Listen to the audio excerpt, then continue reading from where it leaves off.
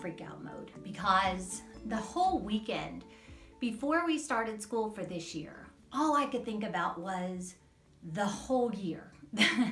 I mean, I was feeling the crushing blow of homeschooling 3, my 4th graduated last year, but homeschooling 3 the whole year, producing Teach Them Diligently conventions, getting all the content done, blah, blah, blah. Everything was crashing in on me. And I actually even went to David and was like, oh, I need you to talk me off a ledge. Do you guys ever do that? Just go ask your husbands to talk you off a ledge. If not, I really recommend doing that because mine does a really good job of it. But when I asked him that, he, as he is so good at doing, was able to help me get perspective, get, back to my how do you eat an elephant, one bite at a time, stop looking at the whole and really focus in on where God has you right now and do that while laying the foundation for other things. And so I walked away from that saying, okay, I need to take a day where I just get ready. We had co-op started on that Wednesday, that coming Wednesday. So right now I'm recording this in August. You'll be watching it in September. But I was 2 days before our high school co-op started and just didn't feel like I was prepared for their co-op classes, didn't feel like I was prepared for their home classes.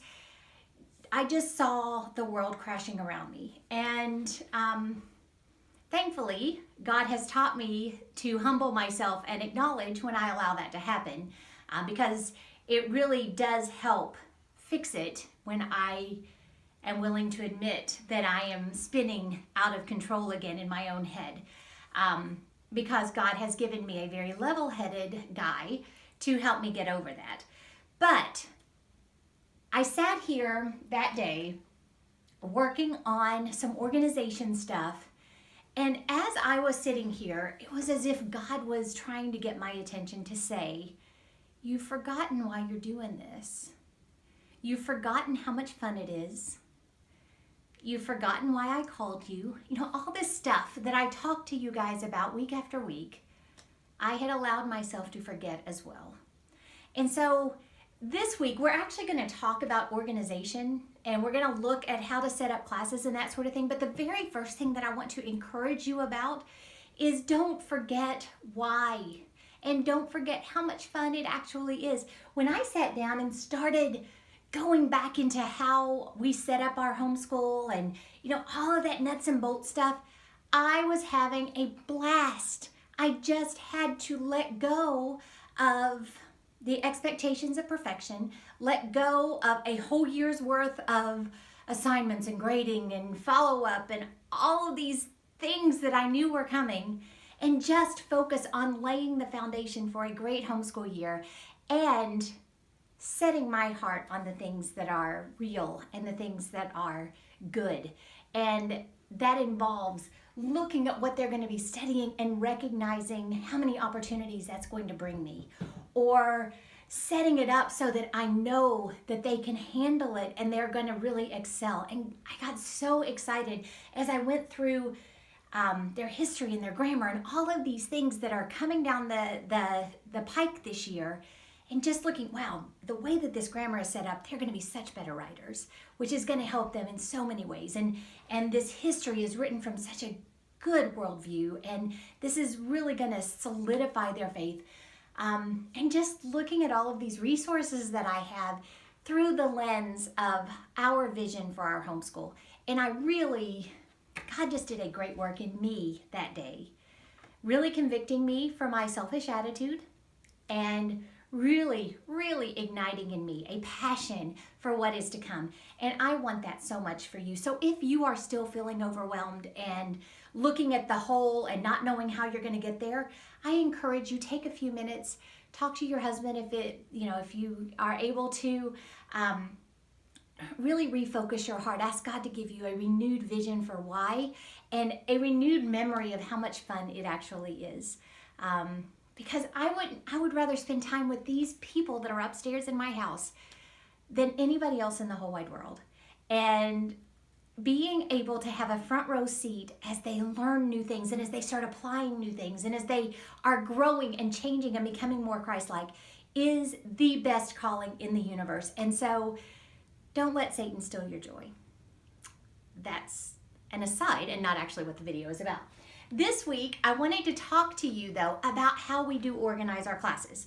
Now, I've said before that we have some classes that our kids do at co-op, and particularly in high school, this is a big deal because our co-op is an academic co-op in high school. And so they have some expectations from their teachers. They turn in their assignment to their teachers there. They have classes a couple of days a week, and so I'm involved the other days a week.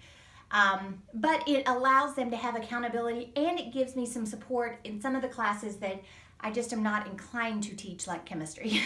and some of the ones where doing the labs would be a great thing, and honestly, I'm not good at doing that.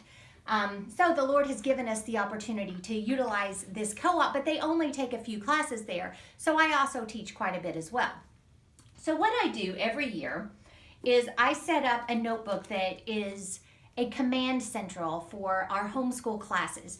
This I started doing years ago because when I had bits and pieces of classes all over the place, assignment calendars with each individual class and that kind of thing, it was really chaotic and it was hard for me to follow up with the individual students because I had 4 of them and they were all going at different paces and in different curriculums, and you know, it was just different.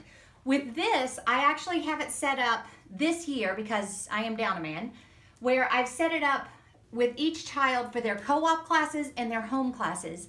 And the way that I've done it, their co-op classes, I've gone ahead and printed all of their calendars for, this is pre-calculus, but I've got it for the whole year, British literature, chemistry, Spanish, we've got Lizzie Gray's taking other classes.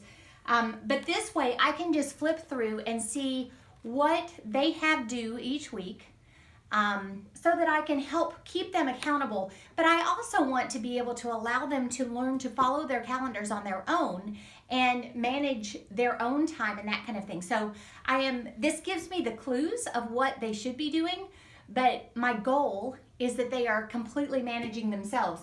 Each of my children have their own planner. I brought my girls down. I had a picture of this one up on Instagram a little while ago and people loved it. This is my 11-year-old's planner for this year and it's huge. She chose it. I wouldn't want to carry it around. But this smaller one is my freshman girl's, and she has, you'll see, she just goes through and she writes down all of her assignments for her co-op classes, and then I also give them assignments for their home classes. So this is a syllabus assignment sheet that I did for a U.S. history class that Peyton is taking. It's actually a life pack class. So he is right now working on his first life pack, his first unit. That is due no later than August 31st. I give them a lot of flexibility in their home classes because I would like for them to finish early if they can. I break it down in a way that is bite-sized and manageable so that they can see how to pace themselves. But this is really more of a suggestion because, like I said before, I am trying to teach them to start managing this on their own so that when they get to college and they're given this big assignment, they learn how to break it down. I'm modeling it. I give them a deadline, August 31st, but they know they can always work ahead. So here is, I planned this class out through the whole year with those deadlines. And then I've just got the first life pack test in here because that's the only life pack he has right now. I also have Peyton and Lizzie Gray are doing grammar together. Both of them take literature at co-op. So their writing and literature elements of their English class, they do there, and then I just handle their grammar. So again, these are the units of this grammar class that they have to get done. It's all broken down. And then because this one is a little different, I've got all of the grading teacher's guide information in this book as well. That's the only printed teacher's guide that I have for this year. Sometimes I've had a notebook that's more like this when he was younger. This is Peyton's from 6th grade. He's now a junior. So this is the way I did it when my kids were younger. Each of them would have their own book because I was teaching all of their classes. So now that they're older, their classes are divided between co-op, some dual credits. I'm down one person, but none of my kids do all of their classes here anymore because I only have middle school and high school students that I'm teaching. But back when they were in elementary and I was doing all of their stuff, this is an example of how that was set up. He had all of his classes in one notebook. Here I have, this is an example, I was using a BJ English curriculum that year, BJU Press. I have the lesson plans here that I had given him on weekly calendars. And I will show you all of this. I really just want you to have an idea. You don't have to use the forms that I use. You don't have to do it the way that I do it. Really, this is just to give you an idea of how you can set it up and how it can work. This is just something I downloaded off the internet, and it allowed me to give him 1 week at a time with the different assignments for each class that he was working on at that time. And he was able to only keep one piece of paper. I did that for a while, particularly with my boys, because they tended to lose their planners, quite honestly. So this allowed me to still get them used to planning stuff out, but in a little bit more bite-sized, less overwhelming platform. So we did it 1 page at a time, and I kept records of those. And then also in here, as they would finish papers, I could keep for our state, I could keep examples of their work in here, all of that. And I actually did another video on what I do with all the record keeping and with all the papers. So I'll link to that down below so that if you're interested in what I do after the fact, you can check that out as well. But this, again, when they were in elementary school, each had their own notebook because there was a little bit more involved in it.